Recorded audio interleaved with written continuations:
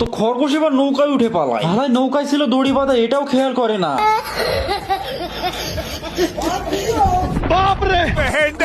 তো গুন্ডে এবার নৌকায় উঠে হ্যান্ডেল পায় না, যার জন্য সাঁতার কেটে চলে যায়। তো সাঁতার কেটে অলরেডি পৌঁছেও যায়, আমার কাছে কোনো ব্যাপারই না। বাট আবারও হ্যান্ডেল নিয়ে ফেরত আসে।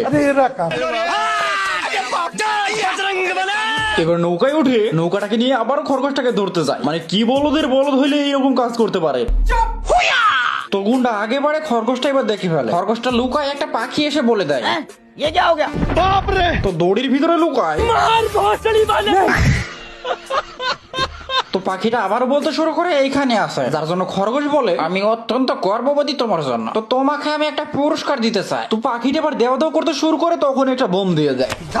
চুপ করে ধরে থাকো। खत्म।